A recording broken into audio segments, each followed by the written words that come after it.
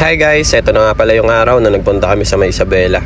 Alas 6 nga pala kami ng umaga umalis niyan mula dito sa May Calamba. Dapat nga alas 5 kaya lang medyo na late kami ng gising. Inaantok pa nga sila Botchog niyan kasi nung paalis na kami natutulog pa yung mga bata. Talagang ginising lang namin nung paalis na nga kami. Grabe, ang layo pala ng biyahe ng Calamba to Isabela, no? Inabot din nata kami ng 10 hours eh. Yung mga dala pala namin gamit, ayan, pinlastic na lang namin ng kulay itim para hindi lipa rin sa likod. Wala pa kasing pantakip sa likod yung dala namin sasakyan. Kaya yung mga gamit namin kapag malayo yung pupuntahan namin ay pinaplastic na lang muna. Nagbaon din pala kami dito na maraming tinapay tapos mga biskwit ng mga bata para habang nasa biyahe kami meron sila nakakain. Ang sarap din pala bumiyahe ng malayo, no, kapag nakasasakyan ka kasi matatanaw mo yung mga bundok-bundok dito. Ang dami namin pinagdaanan na bundok dito guys. Tapos yung dinaanan namin puro zigzag, no. Kita nyo naman yung biyahe namin, 7 hours pa. Halos nakaka 2 hours pa lang kami nyan eh. Ang dami nga namin nadaanan ng mga bayan-bayan dito. Yun nga lang, hindi ko na natandaan isa-isa. First time ko lang kasi nakapunta dito eh. Tapos ang nakakatuwa lang dito guys, eh, marami nga tayong bundok na dinaanan. Sobrang ganda ng mga tanawin, no? Nakaka-relax talaga. Tignan nyo naman, no? Sa Japan, bihira ako makakita ng ganitong lugar. Meron naman sa Japan ito, kaya lang babiyahe ka rin ng malayo. Tapos nag-stop over muna nga kami dito sa May Kalildek na to kasi napakaganda ng tanawin. At saka naihi na rin yung mga bata, pinaihi muna namin dito.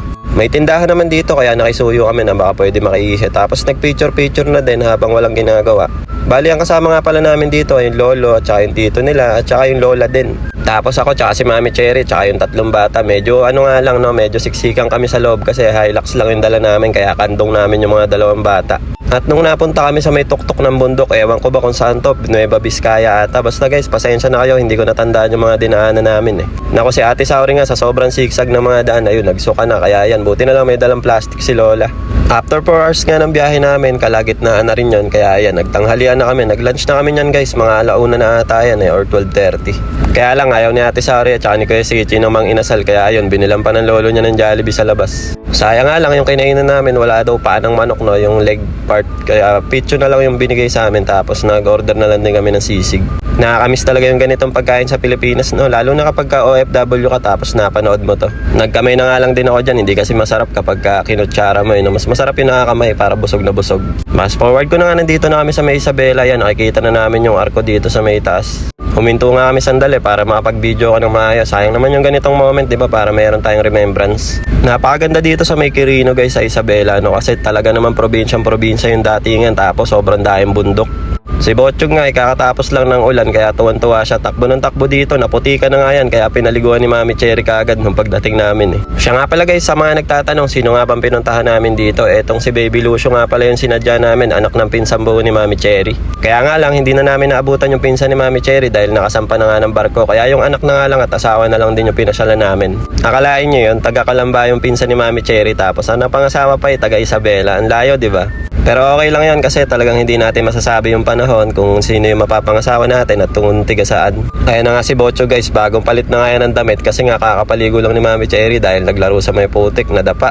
Si Seichi naman pinaglalaroan yung pusa kaya sinaway ni Mami Cherry, yun, umiyak kaya lumapit sa akin. Tignan nyo na may itsura pag umiyak si Seichi, oh.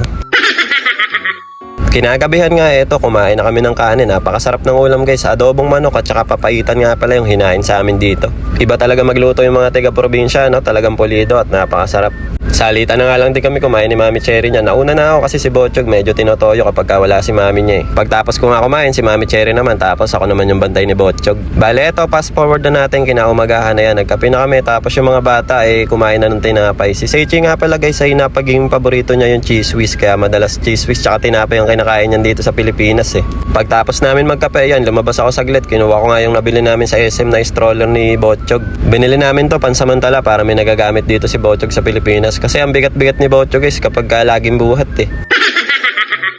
Talagang na-enjoy namin yung Pilipinas, no? Parang ang dami naming nalibot na bago kami bumalik ng Japan. Si Botchog eh, bossing na bossing eh, oh. Kaya ka tumataba, sabi mo magda-diet ka na eh. At eto na nga, pagkatapos namin ilibot si Botchog ay nakapagluto na rin sila ng almusal. Ang sarap ng almusal namin dito guys, tortang talong tapos meron pang sabaw ng papaitan na natira kagabi. Habang kumakain naman kami, si Lucio yan nakatitig sa amin. Sabi niya siguro, sino kaya to mga tao na to, bago to sa paningin ko ah. At eto na nga yung pinaka nagustuhan ko sa part na to. Yan, nagkatay nga pala kami ng pato, ng bibe at saka ng manok. Ang daming ang pinakatay sa amin ni nanay dito, parang 2 bibe, 1 pato at saka 2 manok. Sigurado ako namimiss nyo na rin yung mga ganitong experience, no? Lalo na kung nasa ibang bansa talaga kayo, maaalala nyo yung mga ginagawa nyo nung mga ano pa kayo, no? Nung mga bata-bata pa. Pagtapos nga namin balahibuhan yung mga manok, bibe at saka pato ay tinorch namin para masigurado na wala talagang balahibo. Ang dami nilang alaga dito guys, so ang sarap talaga dito sa probinsya. Mag-aalaga ka lang ng mga bibe, kambing, manok, tapos kapag ka dumami pwede nyo nang katayan, may ulam na kaagad kayo. Tapos ang dahil pambuko, papaya, basta marami silang gulay dito guys, buhay na buhay talaga kapag ka taga probinsya ka.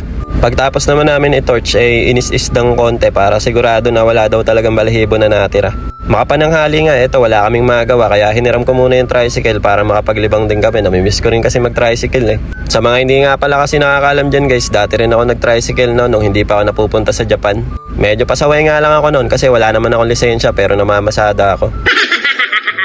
At nung makarating na nga kami dito, malapit sa Bukiran, ayan, huminto kami kasi ganito yung magandang ambience guys, no? Hindi mo yan makikita sa Japan, dito lang yan sa Pilipinas. Kaya sobrang saya talaga ng mga naging experience namin dito. Ay, mali pala ako. Makikita nyo rin pala sa Japan to, kaya lang sa probinsya din. Pero sa lugar namin, wala talaga ako nakikitang gantong bukid Alam ko marami na din pala kapag ganitong tubo ng palay, no? Ang sarap mamilmit niyan. Pagka uwi nga namin, ito sila Ate Cristel at saka yung pamangkin niya ata, kasama niya nagluluto. Maraming salamat po sa pagluto ng ulam. Tapos sila Mami Cherry naman at Bochog nandito lang sa may kwarto. Si Ate Saori nga natutulog pa nung time na yan kaya hindi sila nakasama nung nag-tricycle kami ni Seichi. Makapananghali nga, ito yung niluto ni Ate Cristel. Nagluto siya ng bangus na sinardinas at saka ng minudo. Napakasarap nga ng sardinas na bangus guys kasi pin-pressure cooker yan kaya sobrang lambot kahit yung buto pwedeng kainin. Mga bandang hapon nga guys, mga alas 2 ay nagpunta kami sa Pensal Falls. Kaya lang i-separate na lang natin yung vlog nito kasi medyo mahaba rin kaya next time mapapanood nyo to. Napakasayang experience nito kaya abangan nyo next vlog natin. Fast forward ko na nga pala guys, eto kinagabihan after namin maligo sa falls ay ayan magsasalo-salo na kami sa pagkain. At bago kumain syempre ayan nagpray muna si ate, pinagpray muna niya yung pagkain at saka yung mga blessing.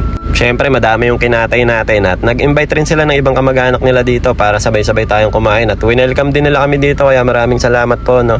Kaya sobrang saya talaga ng mga na-experience namin dito sa Isabela Quirino kasi sobrang babait na mga tao dito at saka ang sasarap ng mga pagkain, ang gagaling nila magluto. Bale inaabot din pala kami dito guys ng halos 2 araw din nata bago kami umuwi niyan kinabukasan. Tapos eto kinabukasan ulit maaga kaming gumising mga alas 4 na madaling araw kaya nung pagdating ng alas 5 nakabihis na kami lahat. Tapos nagpaalam na rin yung mga magpipinsan dito at saka si Lola nagpaalam na rin sa apo niya. So ayun lang muna guys for today's video at maraming salamat sa mga nanood. Sana nagustuhan nyo yung vlog natin ngayon. So paano guys, hanggang dito na lang muna. Kita-kits na lang ulit tayo next video. Diyan mata arigatou gozaimasu. Ngek ngek ngek. Bye bye.